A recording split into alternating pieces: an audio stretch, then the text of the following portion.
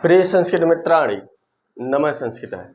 SDG classes पर लघु सिद्धांत कौमुदी का पठन पाठन चल रहा है और हम लोग अभी तक एचो एवं यावत सूत्र तक पढ़ चुके हैं और इन सूत्रों के माध्यम से हमने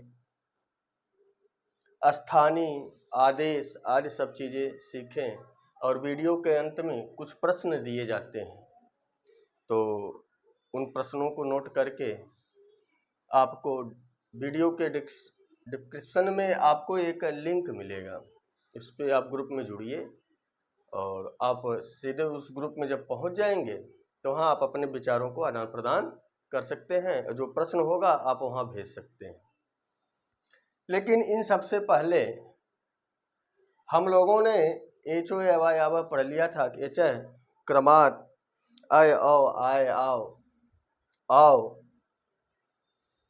एते शिव अच, माने एच परे हो और अच बाद में हो तो अय औ आय आओ आदेश हो जाते हैं। उसी क्रम में उसी से संबंधित यह दो सूत्र हैं। एक सूत्र है वांतो ई प्रत्यय और दूसरा सूत्र है अर्ध परिमाणे च। अयाद यह भी करता है लेकिन थोड़ा सा अलग है। अयाद का विरोध नहीं करता, इसलिए यह समानांतर सूत्र है। यह कौन सा सूत्र है? समानांतर। समानांतर माने उसी के जैसा सूत्र है।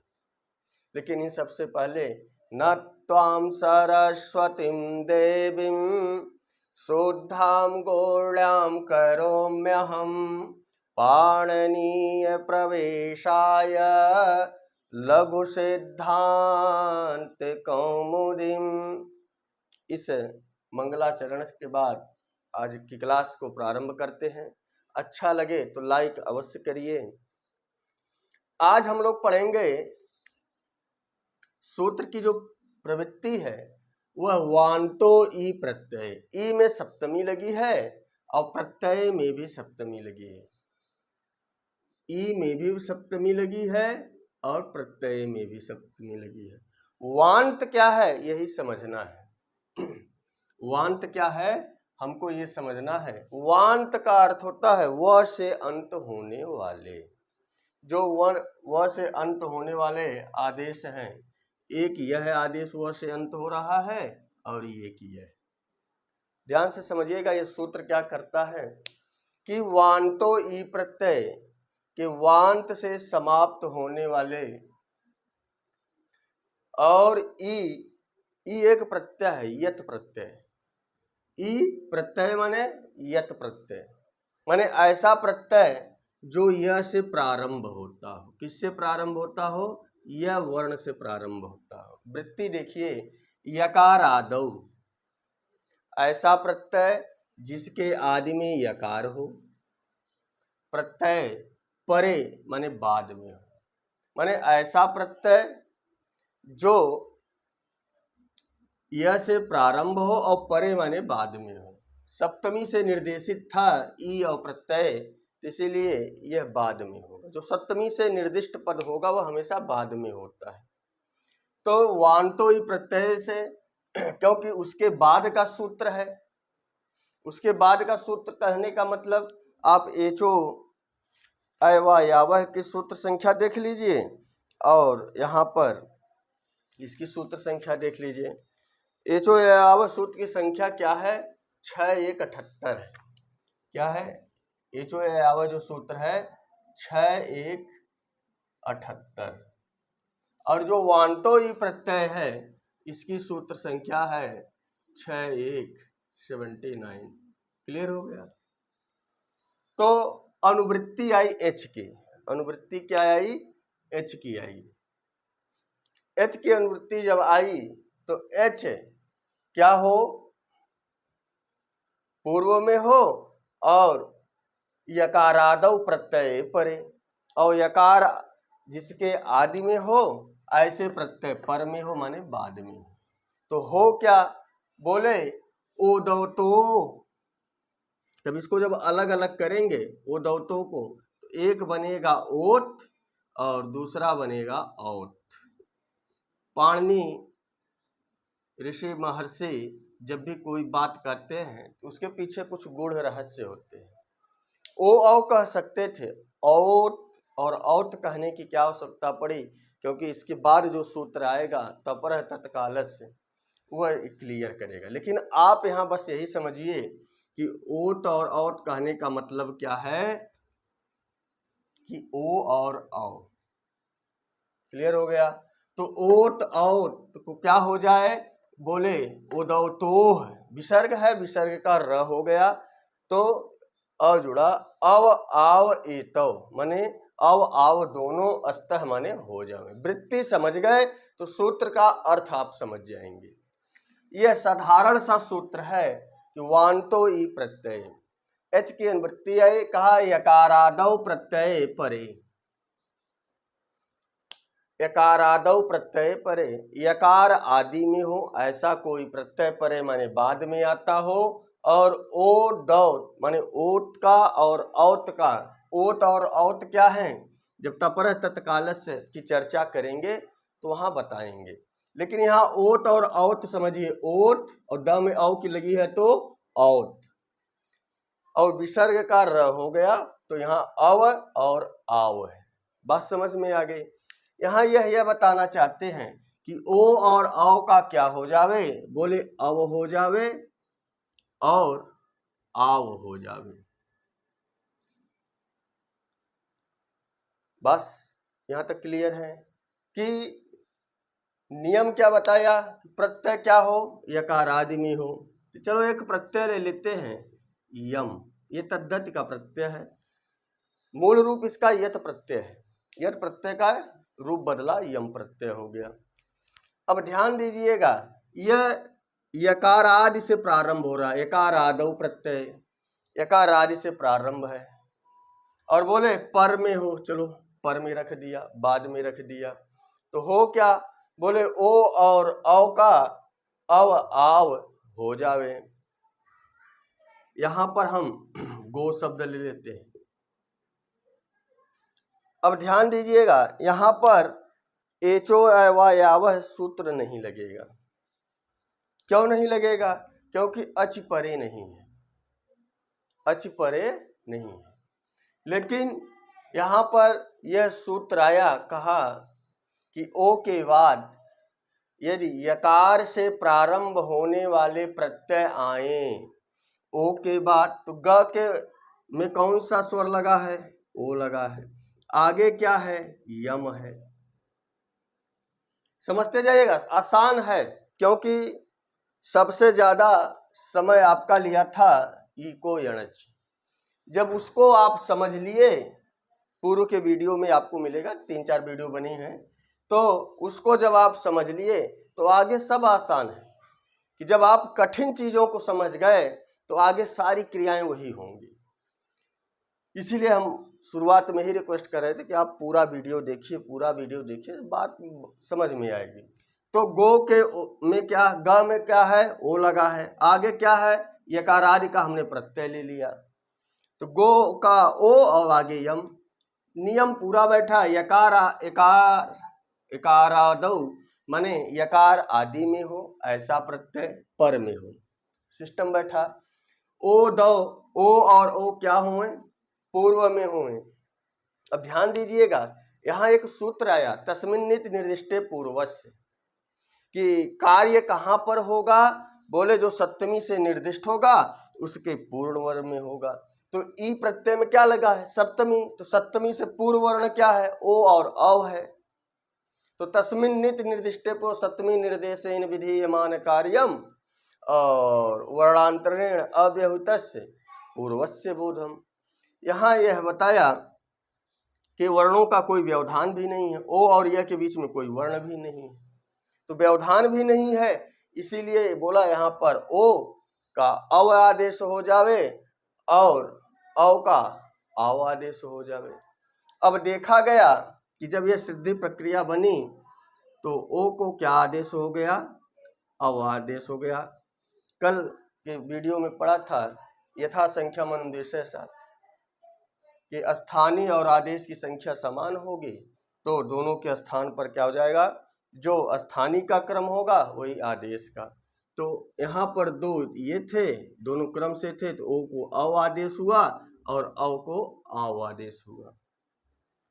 यहाँ अव हो गया और आगे हो गया यम। अब इधर ग वर्ण था। अब इसको जब हम सम्मेलन कर देंगे, वर्ण सम्मेलन कर देंगे, तो होगा क्या, यहाँ पर संयोगांतर से लोप पापा इसलिए नहीं लगेगा कि कोई यहाँ पर था ही नहीं, वैसे कोई यहाँ गुण दिखाई नहीं पड़े, हम उनको करें। ग में अ मिला तो पूरा ग बन गया, व और यह था तो बन गया गव्यम। क्या बन गया? गव्यम। इसी तरह एक और उदाहरण लेते हैं, 9 प्लस यम। सारा सिस्टम वही चलेगा कि ओ के बाद आया ये वांतो ही प्रत्यय सूत्र आया। अयादि संधि इसलिए नहीं हुई, एचो आव सूत्र इसलिए नहीं लगा कि अच परे नहीं था, तो वांतो ही प्रत्यय के द्वारा इसको सिद्ध करना था, छूट जाता, तो इसीलिए उन्होंने पाणिनि भगवान ने एक सूत्र की रचना की कि वांतो ही प्रत्यय कि वांत माने अव आव। वांत क्या है? अव में भी व से अंत हो रहा है, आव से भी अंत में हो रहा है, यह अव आव को ही सिद्ध करता है। अब यहां देखा गया कि इधर अव था और आगे यम था, यह यकारादि प्रत्यय था और इधर अव था, तो अव को क्या आदेश हो जाएगा? आव आदेश हो गया। जब आव आदेश हो गया, इधर न बचा और आगे यम था, जब इसको आप मिला देंगे बन जाएगा नाभ्यम। क्या बन जाएगा? नाभ्यम। नाभ्यम माने होता पवित्र, और गव्यम माने दूध, दही, घी, गोबर, मूत्र, ये गव्यम के अंतर्गत आते हैं। अब आपको ये समझना था कि कहाँ कहाँ अव होगा। नाभ्यम में आप तोड़ते रह जाएंगे, क्योंकि आपने ये जो अयवायावह संधि पढ़ी है, ये संधि नहीं पढ़ी थी। ये संधि आपको लोक सिद्धांत कौमुदी में मिली। अब यहाँ हमें बताना था केवल यही कि ओ अव के बाद यकार से प्रारंभ होने वाले प्रत्यय यदि बाद में आवे तो ओ और अव के स्थान पर क्या हो जावे? अव और आव हो जावे। और उसके बाद एक वार्तिक आया। एक क्या आया? वार्तिक। जब आप कभी व्याख्या करेंगे, गव्यम का दे देगा, पूछेगा किस सूत्र से यहाँ पर अव आदेश हुआ, या नाभ्यम दे देगा किस सूत्र से यहाँ पर आव आदेश हुआ, तो आप एचो अयवायावह मत बताइएगा कि आव देख के हम बता दें। नाभ्यम नाव आव शब्द आ रहा है, गव्यम अव शब्द आ रहा है, तो बता दो डायरेक्ट कि एचो अयवायावह से होगा। नहीं, उससे नहीं होगा, वांतो ही प्रत्यय से हुआ है। आप बताओगे क्यों हुआ? बोला ये जाएगा कि ओ अव के बाद यकारादि प्रत्यय परे कि यह से प्रारंभ होने वाला कोई प्रत्यय आएगा तो ओ को अव को आव आदेश हो जाएगा। वार्तिक आया अर्धो परिमाणे च। अब यह अर्धो परिमाणे च क्या करता है? अब इसको समझने के लिए थोड़ा सा हमें यह समझना पड़ेगा कि अर्ध माने होता है मार्ग। अर्ध माने क्या होता है? मार्ग। परिमाणे माने होता है नाप। परिमाणे माने क्या होता है? नाप, जिससे हम रास्ता नापते हैं, या पैमाना समझ लीजिए। परिमाणे माने पैमाना। यहां पर एक चीज आई कि अर्ध माने हमने बता दिया मार्ग, और परिमाणे, परिमाणे माने हो गया नाप, कि ऐसी कोई दूरी जिसको हम नापते हैं। सेंटीमीटर में हो सकता है, मीटर में हो सकता है, मिलीमीटर में हो सकता है। यह सूत्र आया, कहा कि जब संधि के द्वारा, जब कोई वाक्य संधि से युक्त हो जाए और उसका अर्थ क्या निकले?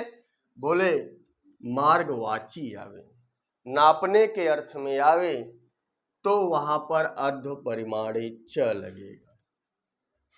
क्लियर हो गया। उदाहरण लेते हैं, गो शब्द था और यहां पर हमने युति शब्द लगा दिया, गो प्लस युति। क्या यहां पर ये वाला नियम काम करेगा? वांतो ही प्रत्यय नहीं काम करेगा। क्यों? क्योंकि यह जो युति शब्द है यह प्रत्यय नहीं है, यह प्रत्यय नहीं है, तो वांतो ही प्रत्यय शब्द नहीं है, वांतो ही प्रत्यय सूत्र नहीं लगेगा। बनेगा गव्युति, जो अभी आप बनाए हैं वही होगा। ओ का क्या होगा? सीधा सीधा ओ को यहां पर अव आदेश हो गया और आगे बना युति और इधर ग आधा हो गया। जब मिला देंगे तो बन जाएगा गव्युति। बात समझ में आ गई। लेकिन इसकी विशेषता क्या है, मूल क्या है? यह युति शब्द प्रत्यय नहीं है, यकार से तो प्रारंभ हो रहा है लेकिन यह प्रत्यय नहीं है। इसी शब्द को सिद्ध करने के लिए एक वार्तिक कात्यायन ने दिया अर्ध परिमाणे च। युति माने होता है दो कोश। युति माने क्या होता है? दो क्रोश। संस्कृत में क्रोश, हिंदी में कोश। एक कोश में 3 किलोमीटर होते हैं, दो कोश में 6 किलोमीटर। एक यह पैमाना था कि अगर हम कहीं गव्युति कहेंगे तो उसका अर्थ क्या समझा जाए? बोले 2 कोश समझा जाए। क्यों 2 कोश समझा जाए? बताया कि पहले के समय में जो गांव आदि बसते थे तो गांव आदि जहां बसता था वहां पर गव्युति भर जगह छोड़ दी जाती थी। किसके लिए? गाय आदि चरने के लिए। गांव के 6 किलोमीटर के रेंज में क्या है? गव्युति है। गाय आदि पशुओं को चरने के लिए ऐसी व्यवस्था होनी चाहिए। ये पहले का सब विषय है, लेकिन हमको यहाँ समझना था अर्ध परिमाणे च कि ओ के बाद क्या है? गो प्लस युति। यहाँ पर वांतो ही प्रत्यय इसलिए नहीं लगा क्योंकि यह प्रत्यय नहीं था, यकार आदि प्रत्यय नहीं था। उसके बाद एचो यावा क्यों नहीं लगा? क्योंकि ओ तो आगे दिखाई पड़ रहा था, एच आगे दिखाई तो पड़ रहा था, लेकिन बाद में ये अच्छी नहीं था। तो अर्ध परिमाणे च समझ में आ गया। एक ही शब्द इस वार्तिक से क्लियर होता है, एक ही शब्द बनता है, वह है परिमाणवाचक, नापवाचक, पैमानावाचक या मापवाचक। एक शब्द क्लियर किया कि युति। देखो आपको इसी तरह से पूछा जाएगा कि किस प्रत्यय से हुआ, किस श्रुत से हुआ, गव्युति में वांतो प्रत्यय क्यों नहीं लगा, व्याख्या कीजिए। तो आप यही सब व्याख्या करेंगे कि युति जो है यह तो दिखाई पड़ेगा। आपने 2 सूत्र पढ़े, तीनों सूत्र पढ़ ले, लेकिन आपको ये बताना पड़ेगा ना कि युति में यह तो है लेकिन यह प्रत्यय नहीं है।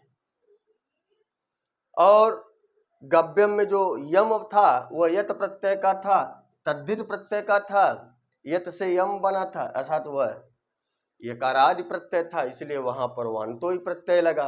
यहाँ पर इसलिए नहीं लगा वांतो ही प्रत्यय क्योंकि यह प्रत्यय नहीं था, वह अर्ध परिमाणे च सूत्र से यह शब्द सिद्ध हो रहा था। बात समझ में आ गई। तो यह आज आपके एचो यावा संधि के जो विशेष नियम थे सब समाप्त हुए कि कहाँ कहाँ पर और आए आओ दिखाई पड़ेगा। अब हमारा अग्रिम सूत्र आता है अदिंग गुण। कौन सा सूत्र आता है? अदिंग गुण। और वह सूत्र क्या करता है? संज्ञा करता है। वह बताएगा कि गुण क्या है, क्योंकि पाणिनि कोई बात बार बार नहीं कहती। यदि बार बार कहते तो सूत्र बड़ा हो जाता। सूत्र कैसा हो जाता? बड़ा हो जाता। इसीलिए पाणिनि ने क्या कहा कि हम कुछ सूत्रों की संज्ञा कर देंगे और वह चीजें जहां जहां भी आएंगी हम उनको क्या कर देंगे? उठाकर वही शब्द रख देंगे, आप समझ जाइएगा। जैसे हमने अल कह दिया, अब बार बार थोड़ी हम अ ई उ री रे ए ओ ऐ औ पढ़ेंगे, क्योंकि इसको पढ़ने से सूत्र बड़ा भी हो जाएगा और पाठक को समझने में कठिनाई होगी। इसके बाद आपका सूत्र कौन सा आया? गुण संज्ञा सूत्र आया। गुण संज्ञा सूत्र क्या है?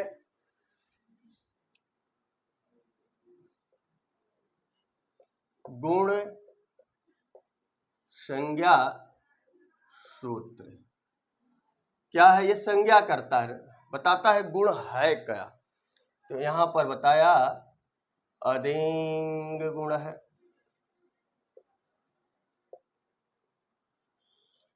और इस सूत्र की संख्या है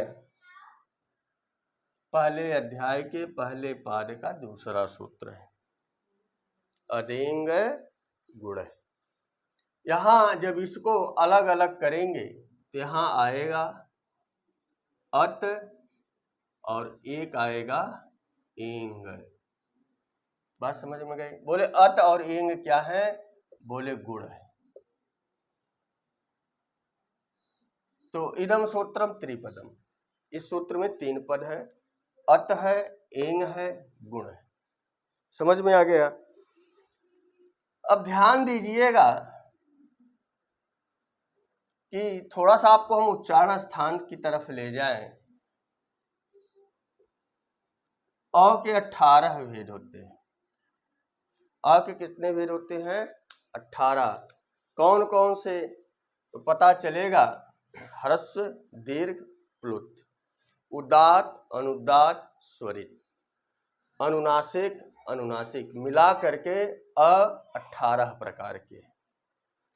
इसके पहले सूत्र में हमने बताया ओत औत, ये त क्यों आया? इसका कुछ प्रयोजन है। अब प्रयोजन क्या है? तो इस सूत्र के वृत्ति में भी यही लिखा है कि अत एंग,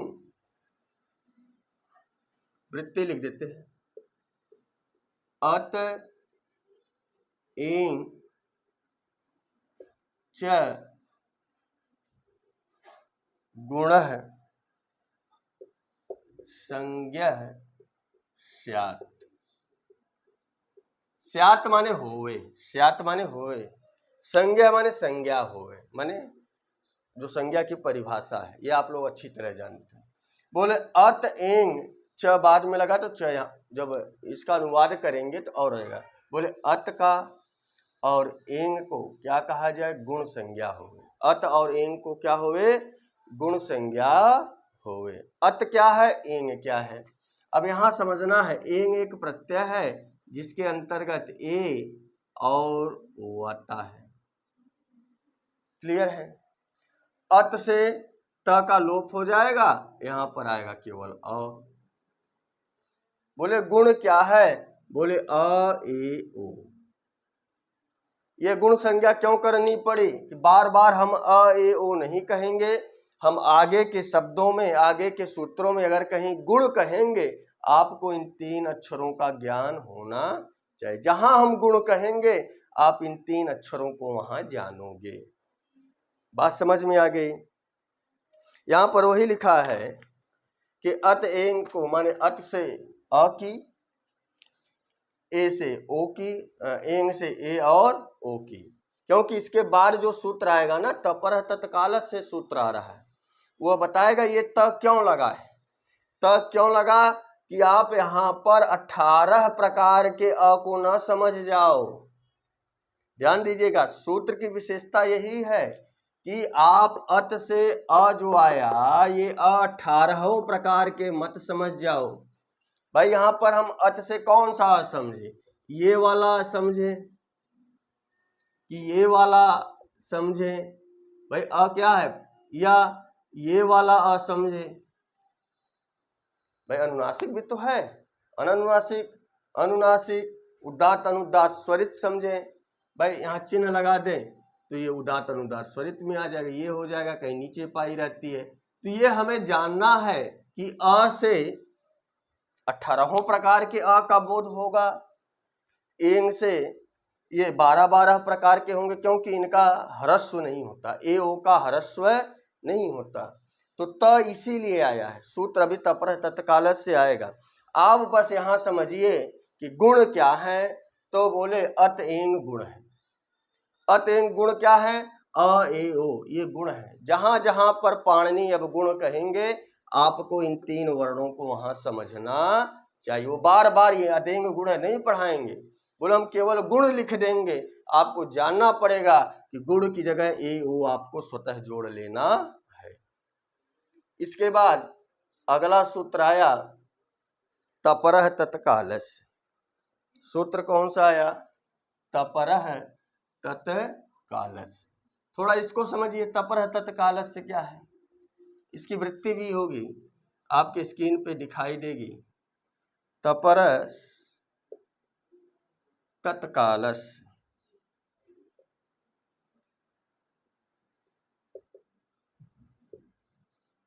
अब थोड़ा इसकी वृत्ति देख लो। तह परो यस्मात्, इसको जब आप पढ़ लेंगे तो आपको अदेंग गुण सूत्र क्या हो जाएगा? स च तात्परश्च, तात्परस्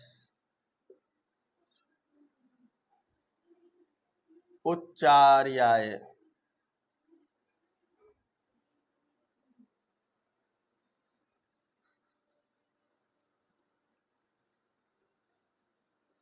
उच्चार्यमाणः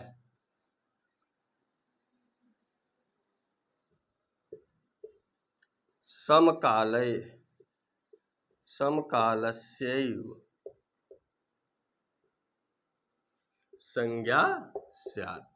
अब थोड़ा ध्यान दीजिएगा कि यहाँ पर समय थोड़ा लग रहा है सूत्र को लिखने में, क्योंकि अब सूत्र की कठिनताएं बढ़ेंगी। केवल सूत्र की कठिनताएं बढ़ेंगी, बाकी इसके उदाहरण में कुछ होगा नहीं। अब यहाँ तपरः विसर्ग होगा और तत्कालस्य। बोले तपर को क्या करना है?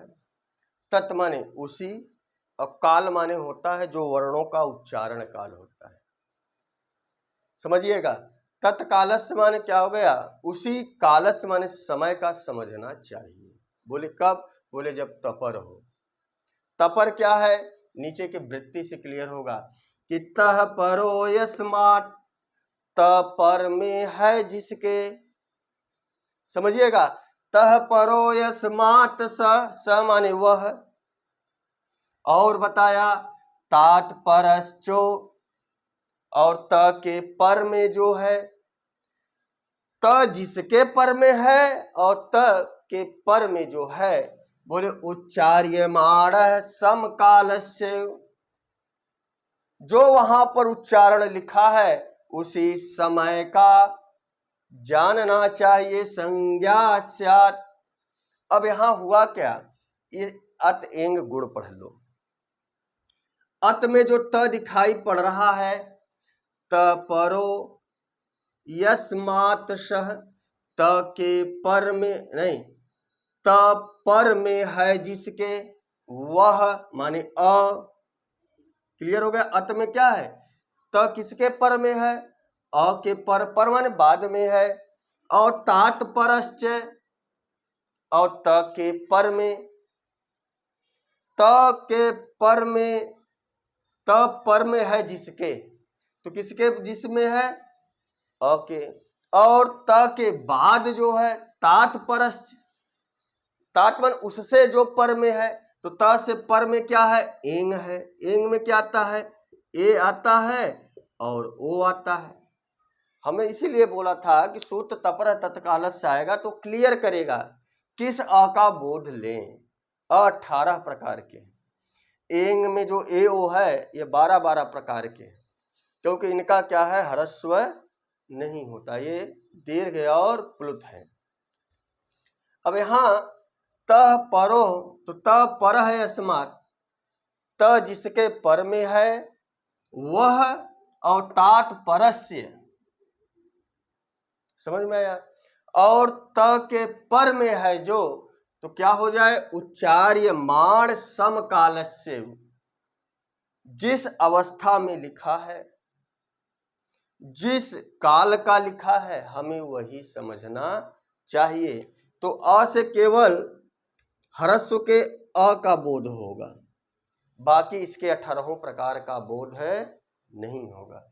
ए ओ से केवल दीर्घ का बोध होगा, प्लुत का बोध है नहीं होगा।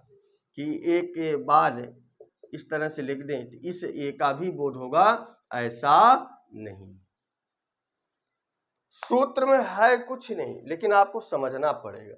तपरः तत्काल से कहता है कि त पर में है जिसके, उसको उसी काल का बोध कराता है, और त के परे जो है उसको भी उसी काल का बोध कराता है। तो त के परे अ था, इसीलिए केवल ह्रस्व अ का ही बोध होगा, 18 रूप का बोध नहीं होगा, केवल ह्रस्व अ का बोध होगा। दूसरा बताया त के पर में जिस है एंग है, तो ए ओ के भी 12 भेदों में से 12 भेदों का बोध नहीं होगा, केवल ए और ओ का बोध होगा। सूत्र समझ में आ गया।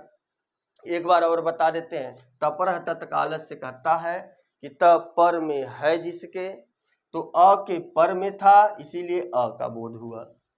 और त के बाद जो परस्य में है, तात परस माने त माने उससे पर में जो है, उसको उच्चार्यमाण समकालस्य संज्ञा साथ, उसे उसी समय वाला मानना चाहिए। ह्रस्व दीर्घ प्लुत आदि को नहीं मानना है। जिस स्वरूप में लिखा है, ह्रस्व अ लिखा है, तो केवल ह्रस्व अ का बोध होगा, इसके 18 प्रकार का बोध नहीं होगा। ए है तो केवल ए का बोध होगा, प्लुत ए का बोध नहीं होगा। बात समझ में आ गई। यह सूत्र बस यही किया, तपरः तत्कालस्य। अब हमको लगता है कि तपरः तत्काल से आप लोग समझ गए।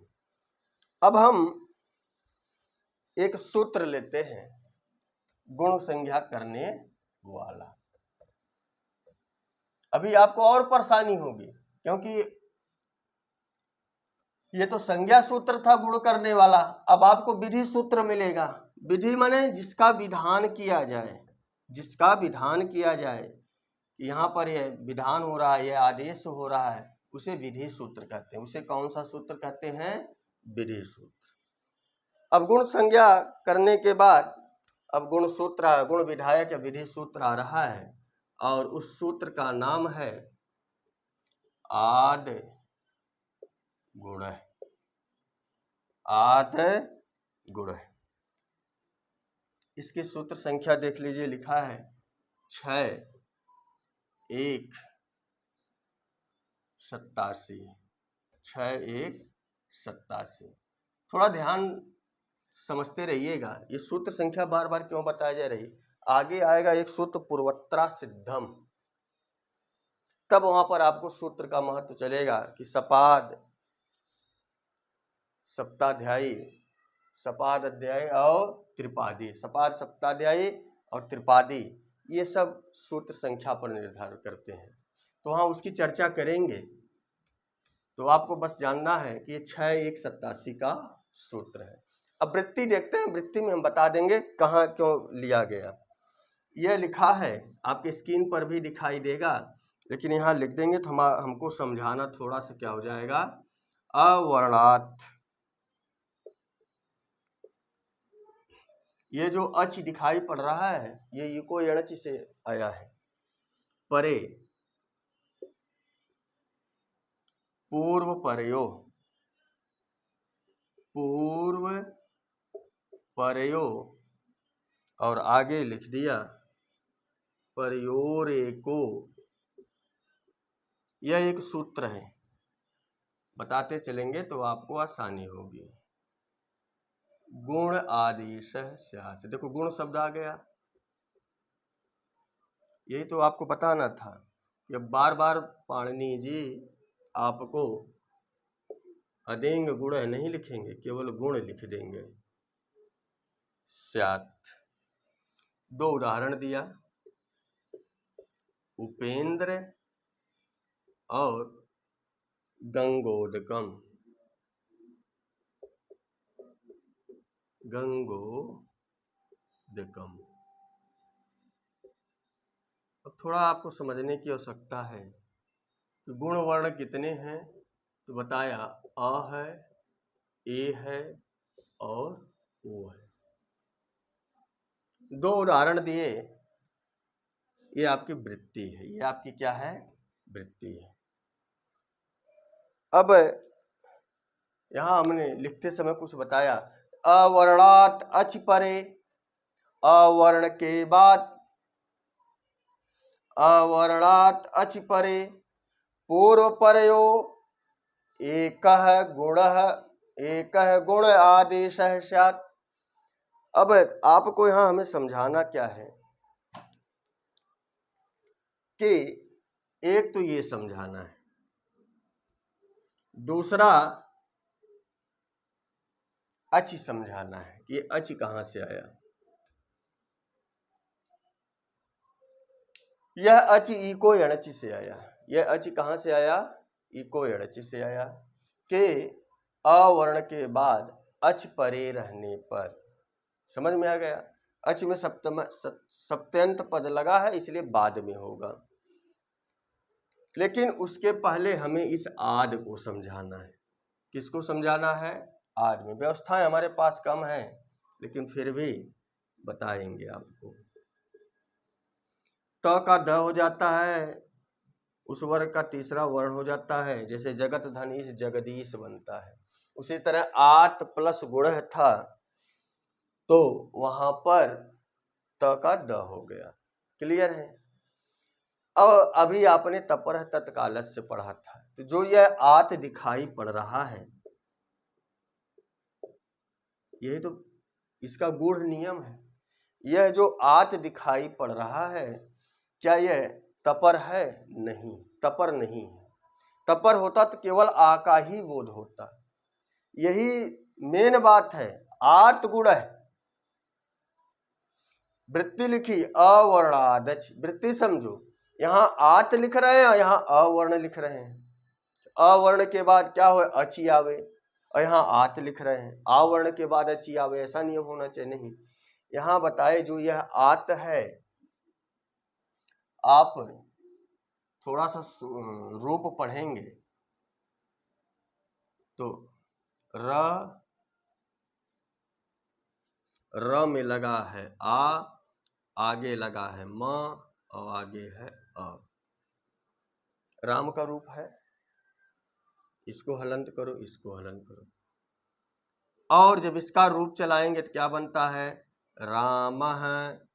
दूसरे रूप चलाएंगे रामौ, और पंचमी में रूप बनेगा रामात। क्या बनेगा? रामात। र आ म आ त, ये तो बनता है। ये अ का रूप चला है। ये जो अवर्णात दिखा है, अ का पंचमी में आत बनेगा। ये तपरः तत्कालस्य वाला त नहीं है। जब तपरः तत्कालस्य वाला रूप नहीं है, अ का पंचमी में क्या बना? आत बना।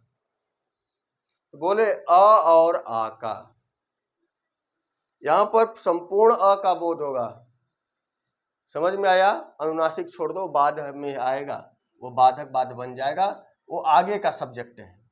अभी आप आत से क्या समझेंगे? अ और आ समझेंगे।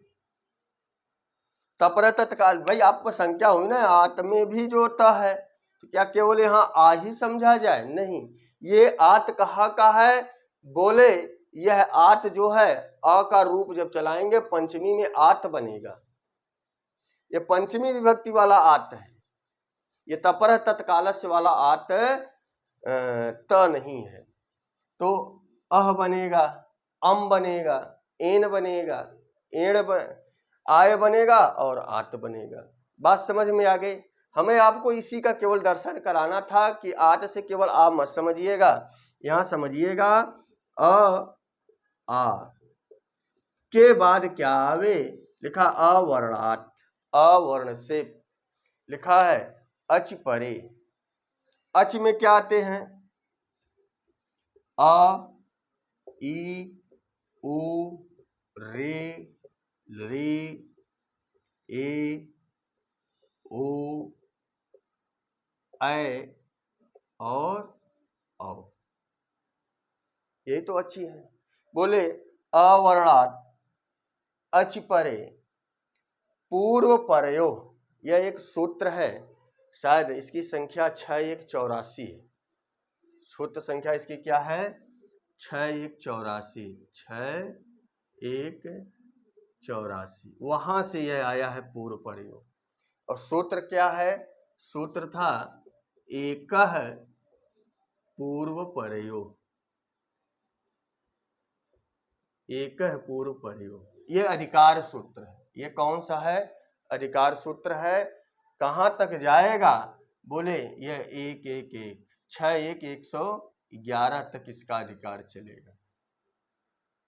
6184 से लेके 6111 नंबर तक सूत्र तक एकह पूर्व परयो सूत्र का अधिकार चलेगा। पूर्व परयो एकह। क्लियर हो गया? आगे पीछे लिख दिया गया।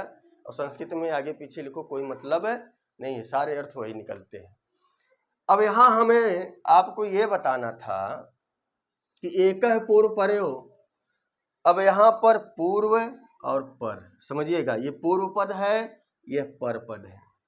जब आप संधि कार्य कर रहे थे, कौन सा संधि कार्य कर रहे थे? कि अभी हमने ई लिया ओ लिया, जब संधि कार्य हो रहे थे तो केवल ई के स्थान पर ही यह आदेश हो रहा था, एक के स्थान पर हो रहा था।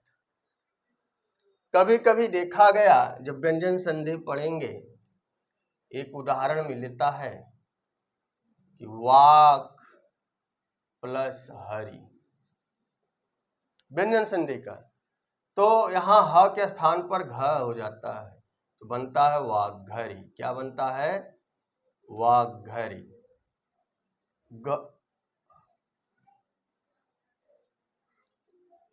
बात समझ में आ गई?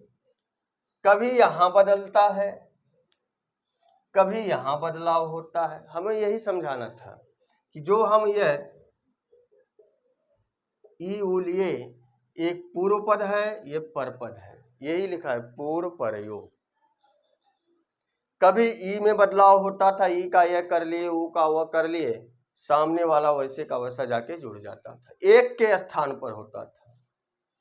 कभी बाद वाले के यहाँ बदलाव होता था, पहले वाले में बदलाव नहीं होता था। ये व्यंजन संधि में दिखाई पड़ेगा। और कभी कभी ऐसा होता है कि दोनों बदल जाते हैं, दोनों अपने स्वरूप को नष्ट कर कर एक नए वर्णों को जन्म देते हैं, तो यहाँ पर ए आदेश हो जाता है। यही है एकह पूर्व परयो। कहां तक चलेगा? बोले 6184 सूत्र से लेकर के 6111 सूत्र तक यह अधिकार चलेगा। इसके अंतर्गत जो भी सूत्र कहे होंगे सब एकह पूर्व परयो के अनुसार चलेंगे, कि दोनों के स्थान पर नया वर्ण आदेश होगा। इसकी सूत्र संख्या देख लो, 6187, माने इसके पूर्व का सूत्र है। बात समझ में आ गई? तो अवर्णात अच परे एकह पूर्व परयो या पूर्व परयो एकह, माने पूर्व और पर दोनों को एक गुण आदेश से आत्माने हुए, एक वर्ण आदेश हो जाए। और इसका एक निष्कर्ष और भी बता दें, एक विशेष सूत्र भी आएगा वृद्धरादेच। तो वह कहेगा कि अ या आ के बाद क्या हुए? वृद्ध ए ओ एच प्रत्याहार के वर्ण में, तो वृद्धि के नियम से यह चारों हट जाएंगे। उसके बाद एक सूत्र आएगा अका सवर्ण दीर्घ, अ आ के बाद अ आने पर क्या हो जाएगा? यह दीर्घ हो जाएगा। निष्कर्ष मेन बता रहे हैं, आगे इसको पढ़ाएंगे कि आ के बाद ए आए तो वृद्धि होनी चाहिए, लेकिन आगे विशेष सूत्र आएगा। ये सामान्य सूत्र है। विशेष सूत्र क्या करता है? समान सूत्र पर भारी पड़ता है। विशेष सूत्र क्या करता है? समान सूत्र पर भारी पड़ता है। तो आ के बाद वृद्धि राधेच विशेष सूत्र आएगा, तो वह ए ओ ऐ को कहेगा कि वृद्धि हो जावे। तो आ के बाद ये निकल गया, क्योंकि वृद्धि राच आएगा तो ये सूत्र न लगकर वो वाला सूत्र लग जाएगा। लेकिन एक सूत्र आएगा अकह सवर्ण दीर्घ, कहेगा अ के बाद सवर्ण आने पर अ के बाद अ सवर्ण आ रहा है तो वहां दीर्घ हो जाएगा, तो बचे केवल ई उ री री, इतना समझिएगा। तो आ के बाद क्या मिलेगा, ई उ री मिलेगा केवल। अच तो कह दिया, लेकिन अच के बाद बोला कैसे, ये बदलाव कहां से हुआ। जैसे हम कहें कि क्लास में जितने बच्चे बैठे हैं सभी बच्चों को लड्डू दे दो, लेकिन इस वाले रो को 2-2 लड्डू दे दो। पहले सामान्य क्या बोला, सभी बच्चों को लड्डू दे दो, तो वही यहां पाणिनि भी कहे कि आ वर्ण के बाद अच आने पर क्या हो जावे, बोले गुण हो जावे। लेकिन उन्होंने फिर विशेष नियम बनाया, नहीं कि जो ये बगल वाला रो है इसको 2-2 लड्डू दे दो। वही चीज यहां पर भी है कि आ के बाद अच आने पर क्या हो जावे, गुण हो जावे। लेकिन उन्होंने फिर विशेष नियम भी आगे बना दिया कि ऐसा है कि आ के बाद अगर एच आएगा तो उसकी वृद्धि हो जाएगी, आ के बाद वही वर्ण आएगा तो उसका दीर्घ हो जाएगा। तो ये तो सब हट गए, ये भी हट गया, ये भी हट गया, तो बचा क्या, ई उ री बचा। सूत्र समझ में आ गया। इतना बड़ा सूत्र है, लेकिन समझाने के लिए वृत्ति पढ़ेंगे तब समझ में आएगा। बोला अवर्णात, अवर्ण से परे अच परे, अवर्ण से अच परे माने बाद में होने पर। पूर्व परयो एक है, पूर्व और पर में दोनों मिलकर एक गुण आदेश स्यात् यहां लिखा है, एक गुण आदेश हो जावे। अब जो गुण होगा वही वहां पर आदेश होगा। इसी तरह क्लासों में पढ़ा रहे थे तो उन्होंने कहा ए का उदाहरण मिल गया, ओ का उदाहरण मिल गया, अ का उदाहरण नहीं मिला। क्योंकि क्लास इंटर तक की थी तो उसमें ये चीज नहीं पढ़ाई गई। क्यों? क्योंकि उनको समझ में नहीं आएगा। ए का उदाहरण मिला, ओ का मिला, लेकिन अ का नहीं मिला। इसके लिए आगे सूत्र आएगा। यहां तक बात पहुंच गई। अब थोड़ा सा हम संधि कार्य करके उपेंद्र का दिखा देंगे तो आपको समझ में आ जाएगा। अब थोड़ा सा यहां हमें यह समझना था कि जो आद गुणः में आत है वो तपर का त नहीं है। जो आद गुणः में त दिखाई पड़ रहा है वो तपर का त नहीं है। वह अ का रूप चलाएंगे तो वह कहाँ बनेगा, पंचमी में अ का रूप आत बनता है। क्लियर हो गया। अब हमें एक उदाहरण है उप प्लस इंद्र, ये दिया है। गंगोदगम का बना लीजिए, एक बता देंगे बाकी बना लीजिएगा। तो यहाँ थोड़ा सा इधर अ आ रहा था, आगे ई आ रहा था। अ और ई का क्या होता है, बोले कि अ कंठ से बोला जाता था। अ किससे बोला जाता था, कंठ से। ई किससे बोला जाता था, बोले तालु से। और जो हमारे गुण वर्ण हैं यहाँ पर देखा गया, जो गुण वर्ण थे वह गुण वर्ण कैसे थे, वह अ ए ओ था। अब इसमें देखा गया ऐसा कौन सा वर्ण है जो कंठ और तालु दोनों को सपोर्ट करते हो, तो पता चला ए वर्ण ऐसा है, ए दैतो कंठ तालु सूत्र है।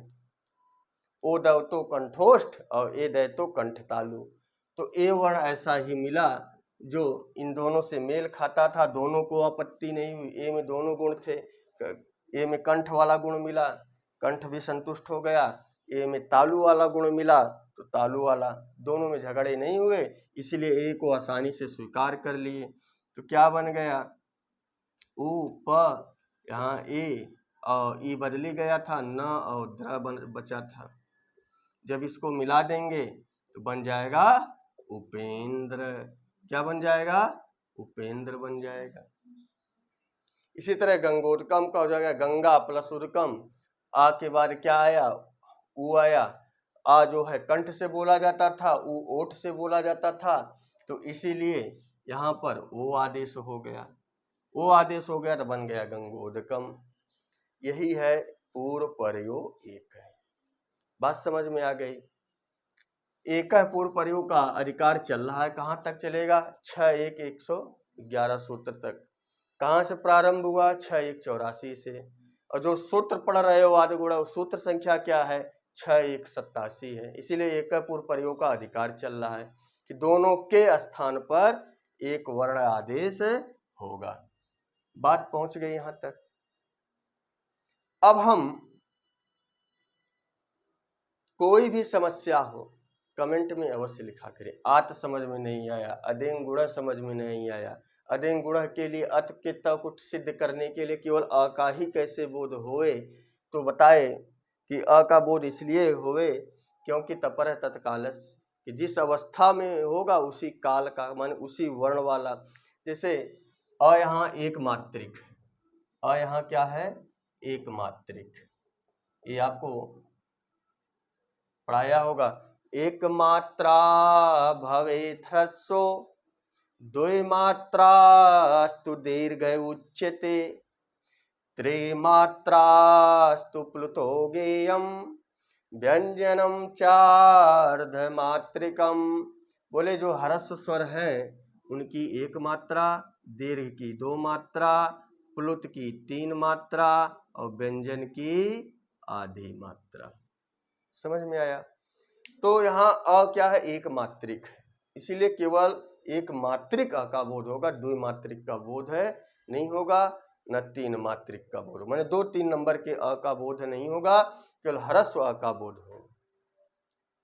तो ये आज गुण संज्ञा सूत्र रहा, और आगे फिर हम लोग देखा जाएगा, क्योंकि अब देखो यहाँ हम स्थानीय अंतरतमय नहीं पढ़ाए, ये आपको अब खुद कर लेना है। स्थानीय अंतरतमय क्यों नहीं पढ़ाए? कि अ और ई की जगह पर स्थानीय अंतरतमय सूत्र आएगा। स्थानीय अंतर का जो सदृशतम हो, सदृशतम में अभी हमने बताया अ कंठ से उच्चारित हो रहा था, ई भी तालु से बोला जा रहा था। जो हमारे आदेश थे यहाँ पर 3 थे, तो वर्ण क्या आदेश हुए? तो पता चला कि कंठ तालु वाला वर्ण ए है। यहाँ तक हम लोगों ने पढ़ लिया। आज आपकी गुण संधि भी क्या हो गई? समाप्त हो गई।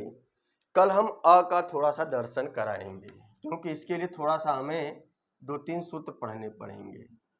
उरण रपर है, कौन सा सूत्र पढ़ना पड़ेगा?